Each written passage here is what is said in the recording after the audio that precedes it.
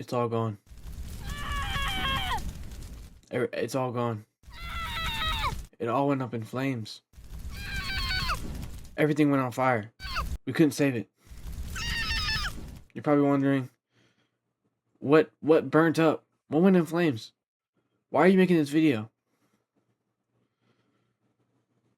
My ears went in flames after hearing this fire beat I made on FL Studio inspired by Chain Osama Sun. What the heck? What the crap? No clothes allowed? Looks like we're gonna have to take all of our clothes off to even get in. I'm sure we could keep our shorts I know, on. I was thinking, man, I wish I could keep my clothes on, but I can't. Because the Airbnb's under my name, so if we break any of the rules, it's gonna come back on me. I can't have that. I don't think Airbnb would do that. I just can't have that, man. Hey, We're gonna have to... First off, I started with this melody.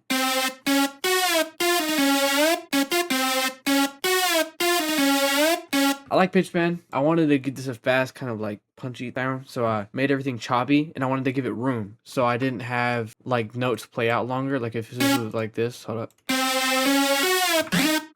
You see how it just sounds? It sounds too put together, and I wanted it to sound choppy, like each note had an individual placement, so there was more room in the beat, and it made the lead more jumpy in a way. For the first lead, I put an EQ. I cut out the lows, boosted the highs because I like.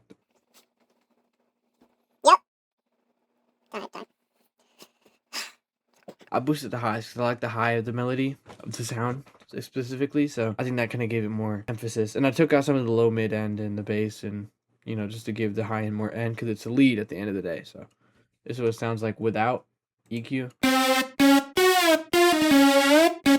Trash with EQ. And I that alone gives so much difference in sound. Here's the second element of the melody.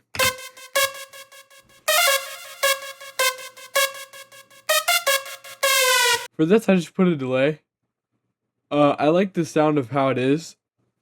And I like how the sound is already. And I don't really think, you know, EQ's always, it could always help, but I really didn't feel like as if I needed to put it. I put a delay right here, ping pong, pan to the right, left. I don't really know if it matters which way it is, but it kind of goes each ear anyways. And I put it at this mix level because I didn't want it blasting your ear like this. It's way too much, so I do this. So it's subtle but still there. I did this kind of second lead thing.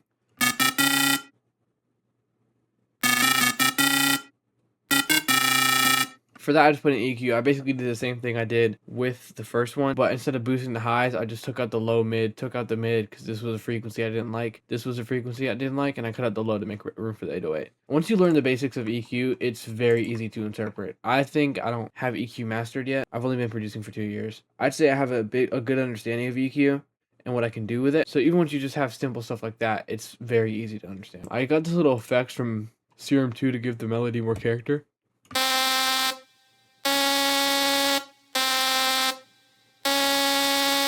Now that I'm looking back at it, it's not really an effects. It's more so another part of the melody. But prior it was an effect, so I was calling it an effect. Here I boosted the highs, cut out the low, kind of messed with these frequencies to just shape this a certain way. You don't really have to do that because you can just change the order of this if you really want to. But I like doing that because I'm more specific. I took out the high mids because I didn't like this frequency. No, I took out some of the mids and I kept the treble the same. I took out the low end for the 808 and there's still a bunch of room in the high end and mid end, which is good. Then I got this weird pad thing. It's like you'll see. It's kind of weird. Hold up. It's like suspicious. What I've been doing recently is I've been putting Fruity Pan-O-Matic really fast, and just so whenever something plays, it'll like just randomly. But you don't want it on a continuously playing melody. Like if I were to put it on here.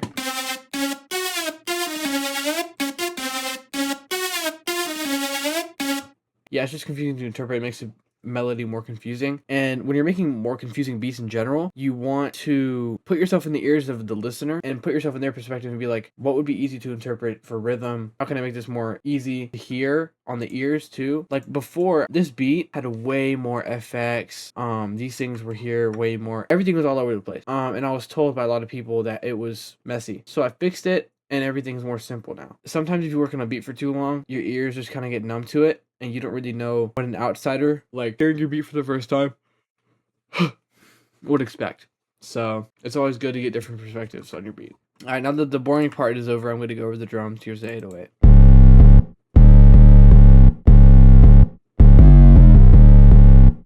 I put a soft clipper on it. I had a wave shaper. I just deleted it because they literally didn't do anything. Like if I were to do this, I feel like it's too boosted at that point. So I took the wave. I'm just gonna take the wave shaper off. I put a soft clipper right here. I did this thingamajig. It's where you put everything 0. Hold here. Keep the tester as it is.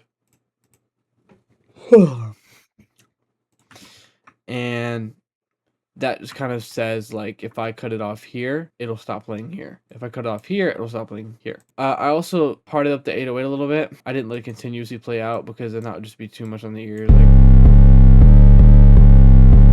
it sounds like there's just too much on the beat.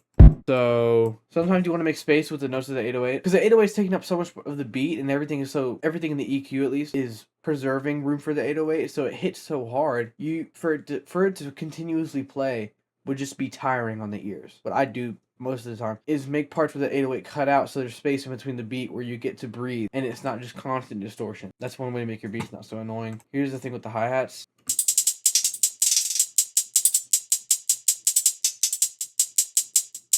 Now, I have been doing much more with my hi-hats because usually my hi-hats are very simple two-step. I never really used to do anything until I found out the importance of messing. Oh my god. With your hi-hats. I put a gross beat, skip ahead, sidechain, I don't know, I just did stuff. And if you put a gross beat on your hi-hat and the hi-hat pattern's already interesting by itself, it's really cool. And it makes the beat super interesting. The hi-hat's more interesting. Hi-hats do a lot for your beat. You don't want it, that doesn't mean you have it constantly playing and doing whatever. You want to have it, a specific way. Right now, my gross beat's at 25% because if I were to put it 100, it would, it takes too much of the hi-hats out.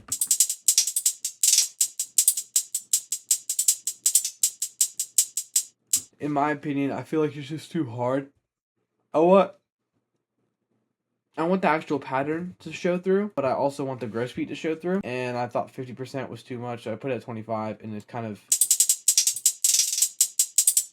gives a delay effect in a way. EQ just cut out the lows because it had this clicking sound. Or not clicking sound, but just that frequency. I didn't want it, so got rid of it. Here are the claps.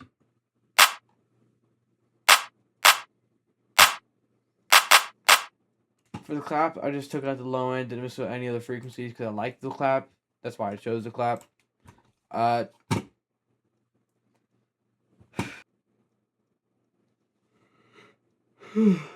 so sorry.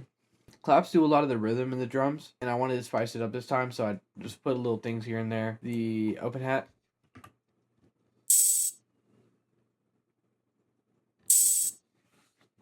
I put Panomatic Max Speed Max Amount on this because it doesn't play that much, and it gives it that weird effect. Little ear candy pins here and there, just to make the beat a little cooler.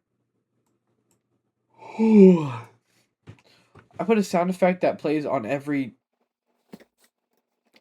1, 2, 3, 4, faster. 1, 2, 3, 4. So every 8 beats, I think.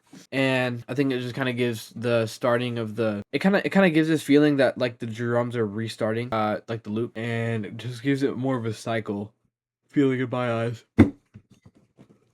I low-key didn't play the sound. I was extremely tired. I don't know. I was very tired that day. That day as in today, technically.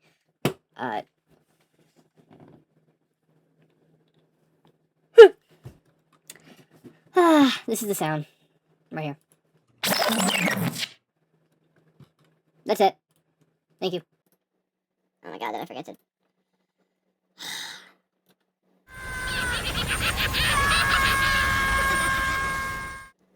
For the little DJ tape stop sound effect, I just cut out the low. I got this Vox. Wait for it.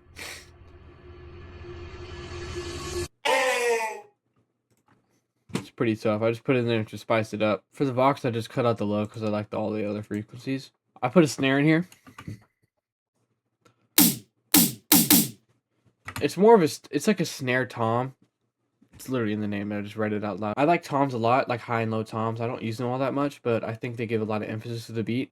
but they also take up a lot of low end, so I ended up cutting that out. I left some of the bass frequency in because I wanted the tom feeling, but I left the sub frequency for the 808. My main goal is to leave this whole area for the 808. The bass to me isn't super important. It's still somewhat important, but in my eyes, I like to keep the bass frequency kind of reserved for melodies, because there's a lot of elements in my melodies that I use that have a lot of that shine in the bass frequency, and not so much so in the sub at all.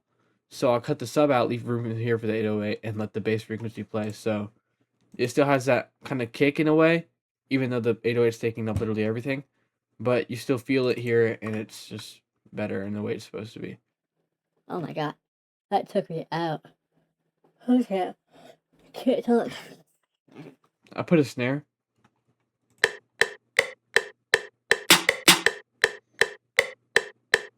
For this, I just took out the low end, so it's super simple. Just made it play a really simple pattern. And for effects, I did a lot. For the beginning of the beat, I did this little like thing, this little here.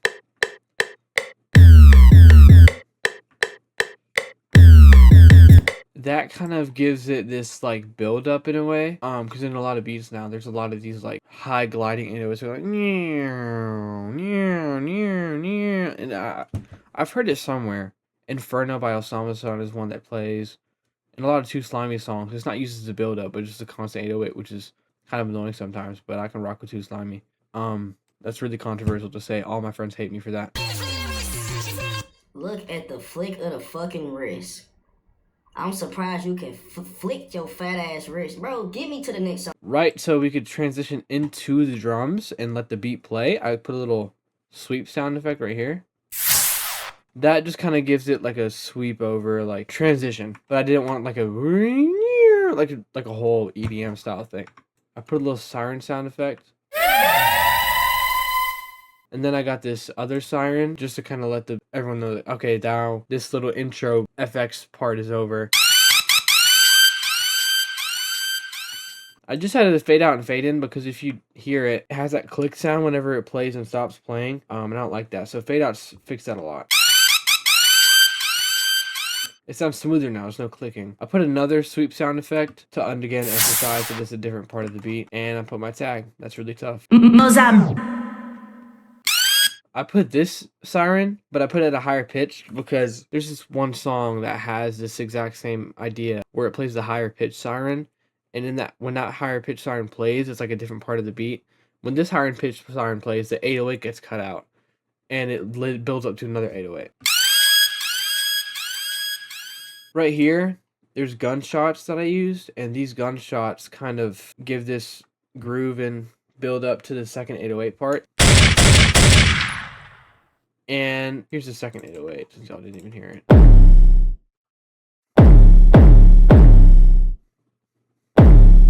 So for the second 808, I get this really cool idea, and I took technically the end clip of the 808, I reversed it so it could kind of be a build up into the 808, and I played it right here where there was space in between here. There's nothing playing, so it would kind of rise into the 808 and make it hit harder. I did it here, and I just did that continuously for whenever that part of the 808 played. I routed the second 808 to the same mixer channel of the first 808 because I was going to practically put the same amount of effects on it, so I was like, might as well mash it up to the same thing. And this is all organized in my head. I look at a lot of people's FL Studios, like FLPs, and their melody, the melody will be like starting here, and then like the second element's over here, and there's drums right here, and this is here, and each one is put into like some like thing like all the way over here, and there's one all the way over here, and one over here. I don't like that. I like it being in order. So track 1, 2, 3, 4, 5, 6, 7, 8, 9, 10. Those all correspond with each one. So it's easier for me to look at. I can be like, track 4, this is too loud. Okay, I'm gonna go here, turn track 4 down to it's really easy to me. I don't know how other people are so disorganized. In their head it's organized, but I don't know how to explain it. The master, I just put a wave shaper, I hard clipped it. That just gives everything a hard clip. And it makes the 808 hit harder, it makes everything more distorted. Here's the full melody.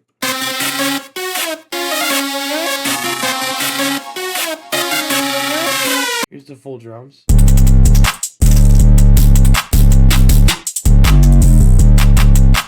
Here's the full drums with the second 808 pattern and the reverse hits.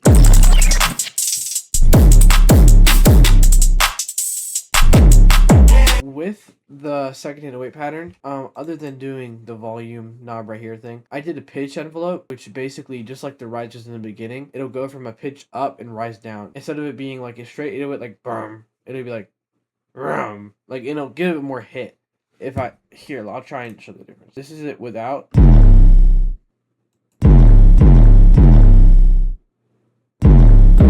It kind of plays straight. In this 808, the sound itself already kind of has a pitch bend, but I wanted to emphasize it more. So if I turn it up,